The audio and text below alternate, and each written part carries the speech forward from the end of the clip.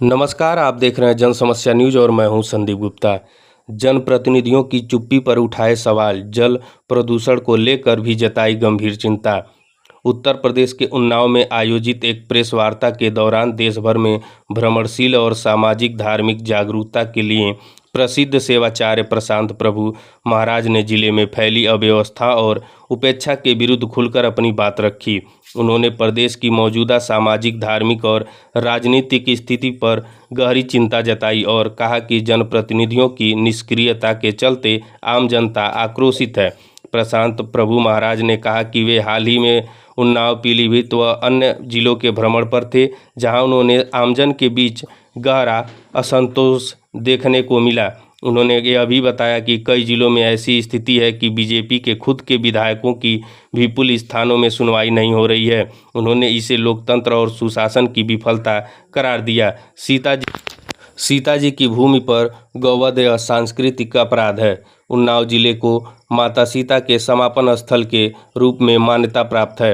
महाराज ने इस भूमि पर स्लाटर हाउस, गाय कटने के कारखाने की मौजूदगी को गहरा धार्मिक और सांस्कृतिक अपमान बताते हुए कहा, यह वही पवित्र भूमि है जहां माता सीता ने अपना जीवन विराम दिया। इस पवित्र स्थान पर गौवध के कारखाने चलाना न केवल धार्मिक आस्था पर आघात है, बल्कि हमारी हजारों वर्षों की सांस्कृतिक विरासत का अपमान है। उन्होंने इसे हिंदू समाज की आत्मा पर कुठाराघात बताया और कहा कि शासन, प्रशासन और जनप्रतिनिधि यदि इसी स्थिति को नज़रअंदाज करते रहे तो यह जनता के विश्वास से खिलवाड़ है।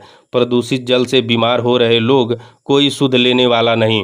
प्रशांत प्रभु महाराज ने उन्नाव जिले में फैलते जल प्रदूषण की गंभीर समस्या को उठाया। उन्होंने बताया कि इंडोरगो फैक्ट्री से लेकर मसवासी क्षेत्र तक लोग जहरीले और गंदे पानी का सेवन करने को मजबूर हैं। हर घर में दूषित जल पहुंच रहा है। इससे डायरिया, उल्टी, दस्त और अन्य जल जनित बीमारियां फैल रही हैं। सरकार और प्रशासन के पास आंकड़े हैं, फिर भी कोई ठोस कदम नहीं उठाया जा रहा है। उन्होंने जनप्रतिनिधियों की चुप्पी पर सवाल उठाते हुए कहा कि जब जनता की मूलभूत आवश्यकताएं ही पूरी नहीं हो रही हैं, तब नेता चुनाव में किस मुंह से वोट मांगने आएंगे। अगर हालात नहीं बदले तो जनता बोलेगी हर हर महादेव और दबाएगा नोटा। प्रेस वार्ता के अंत में सेवाचार्य प्रशांत प्रभु महाराज ने चेतावनी देते हुए कहा कि अगर हालात नहीं सुधरे तो जनता आगामी चुनाव में नोटा दबाकर विरोध जताएगी। जनता को मूर्ख समझने की भूल न करें। अगर जनप्रतिनिधि अब भी नहीं जागे तो जनता हर हर महादेव का उद्घोष करते हुए उन्हें नकार देगी और नोटा का बटन दबाएगी। उन्होंने यह भी कहा कि उनकी आलोचना किसी पार्टी विशेष के विरुद्ध नहीं है, बल्कि यह सुधार की भावना से की जा रही है। अपनों की निंदा करके ही उन्हें सही मार्ग दिखाया जा सकता है। उन्होंने कहा, सेवाचार्य प्रशांत प्रभु महाराज की यह प्रेस वार्ता न केवल एक धार्मिक संत की चेतावनी है, बल्कि यह जनता की वेदना की आवाज़ भी है। उन्नाव ऐसे ऐतिहासिक महत्व वाले जिले में गौवध, प्रदूषित जल, प्रशासनिक निष्क्रियता और जनप्रतिनिधियों की चुप्पी जैसे मुद्दे आने वाले समय में बड़ा चुनावी मुद्दा बन सकते हैं। बने रहे हमारे साथ संदीप गुप्ता, महाराजगंज से। बहुत बहुत शुभकामनाएं। बीजेपी के उन्नाव जनपद ही नहीं, पूरे उत्तर प्रदेश में हम भ्रमण करते हैं। अभी पिछली कथा हमने पीलीभीत में करके आए, वहाँ भी पब्लिक नाराज है, आम जनता नाराज है। क्यों? ये लोग जीतने के बाद घर में बैठ जाते हैं और थाने में बीजेपी के विधायक की नहीं सुनी जा रही है। ये बड़ी दुखद घटना है। और योगी जी ऊपर से कोई फरमान जारी करते हैं तो नीचे वो पूरा नहीं होता है। ये विडंबना है, मगर फिर भी हम अपनों के साथ खड़े हैं, क्योंकि अपनों की ही निंदा करके हम अपनों को सुधार सकते हैं। दूसरों की निंदा करने से हमें कोई लाभ मिलने वाला नहीं है, क्योंकि हमें अपना घर सुधारना है। इसलिए हम ये कह रहे हैं कि अभी भी जाग जाओ। अभी भी हिंदुत्व जो जगह था जिस उद्देश्य से, और उन्नाव में सबसे बड़ी विडंबना है गाय की काटने की फैक्ट्री। अब बताइए, उन्नाव जनपद में जहां सीता जी समाहित हुई थी, वहां गवर्नमेंट ने गाय काटने के कारखाने खुलवा रखे हैं और हमारी भूमि का पानी खराब हो रहा है कि नहीं हो रहा है? सबके घर के बर्तनों में पानी भर के रखिए।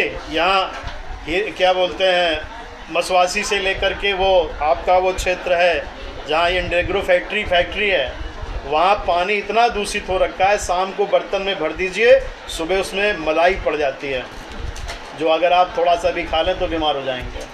तो हमारा पानी ख़राब हो रहा है और इन फैक्ट्रियों के कारण हो रहा है, और हमारे राजनेता इसके विषय में कुछ नहीं कर पा रहे हैं, सिर्फ हवाई बातें हो रही हैं।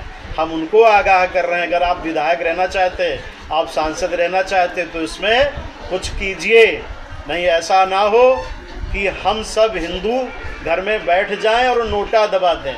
तो नोटे से अगर बचना है और वोट लेनी है तो हिंदुओं की भाषा बोलिए, हिंदुओं के साथ खड़े होइए और हिंदुओं की सुरक्षा कीजिए, अन्यथा हर हर महादेव ना हो जाए। बोलिए चंद्रमौली भगवान की जय।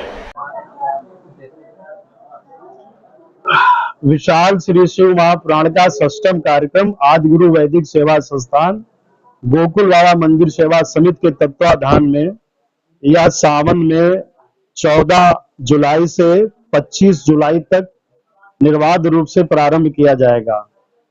और 14 तारीख को बड़े चौराहा हनुमान मंदिर, जो बड़े हनुमान मंदिर है, वहां से तिराहे तक माताओं के साथ और पुरुषों के साथ, भाइयों के साथ, सनातन धर्म के अगवा कर नवयुवकों के साथ एक विशाल कलश यात्रा निकाली जाएगी। इस कथा का मुख्य उद्देश्य है सनातनियों के अंदर वास्तविक सनातन धर्म को उत्पन्न करने की भावना, और योगी आदित्यनाथ को पुनः 27 में पद प्राप्त हो मुख्यमंत्री का, इस उद्देश्य से किलकार भैरव महायज्ञ, जो रुद्रगण होते हैं उनमें सत्ता प्राप्त करने के लिए एक किलकार भैरव होता है, जो उसका अनुष्ठान करता है उसे राजपद प्राप्त होता है। मेरे सभी शिष्यगण इस कार्यक्रम में अपना योगदान दे रहे हैं और इसको बृहद रूप से सफल बनाने का प्रयत्न कर रहे हैं। गुरु जी, आश्रम में अभी जो यज्ञ चल रहा था वो किस वजह से चल रहा था? अभी 1 माह से, क्योंकि जब यज्ञ होता है तो उतना जाप नहीं हो सकता है, तो अभी 1 माह से आदि गुरु वैदिक सेवा संस्थान में बनारस के आचार्यों के द्वारा निरंतर पाठ चल रहा है। वो सावन तक चलता रहेगा और यज्ञ तक चलता रहेगा, क्योंकि पूजन में किसी प्रकार की त्रुटि ना रह जाए इस